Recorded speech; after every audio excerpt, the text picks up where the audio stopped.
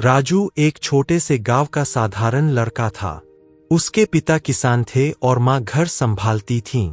परिवार गरीब था, लेकिन राजू के सपने बहुत बड़े थे। वह रोज आसमान की ओर देखता और सोचता, एक दिन मैं भी ऊंचाइयों को छूऊंगा। गांव के लोग अक्सर उसका मजाक उड़ाते थे। कोई कहता, गांव का लड़का इंजीनियर बनेगा। छोड़ो, ये उसके बस की बात नहीं। राजू सुनता, लेकिन कभी जवाब नहीं देता। उसे अपनी मेहनत पर भरोसा था। राजू स्कूल के बाद खेतों में पिता की मदद करता और रात को लालटेन की रोशनी में पढ़ाई करता।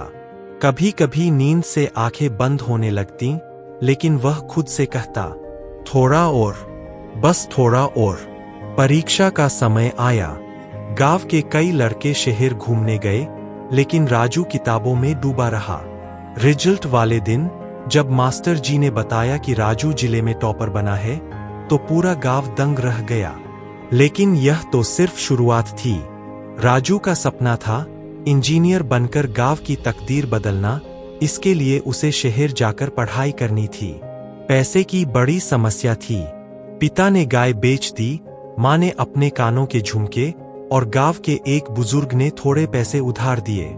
राजू शहर चला गया। शहर की जिंदगी आसान नहीं थी। कभी खाने को सिर्फ दाल चावल, कभी कई दिन बस सूखी रोटी। क्लास में बाकी लड़के मजे करते, लेकिन राजू सारा वक्त लाइब्रेरी में बिताता। कई बार हार मानने का मन करता, लेकिन तभी उसे गांव की मां की आंखें याद आती, पिता का पसीना याद आता और वह खुद से कहता, अगर मैं हार गया तो उनके सपने टूट जाएंगे। 4 साल बाद जब उसका रिजल्ट आया, राजू पूरे विश्वविद्यालय में टॉपर था। उसे एक बड़ी कंपनी से नौकरी का ऑफर मिला।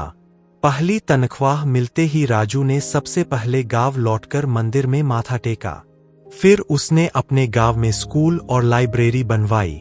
जो लोग कभी उसका मजाक उड़ाते थे, वही अब अपने बच्चों को उसकी मिसाल देते थे। कहानी का संदेश: जिंदगी में हालात चाहे कितने ही कठिन क्यों न हों, अगर इंसान मेहनत और धैर्य रखे तो कोई भी सपना असंभव नहीं है। सच्ची जीत वही है जो सिर्फ अपने लिए नहीं बल्कि दूसरों की भलाई के लिए हो।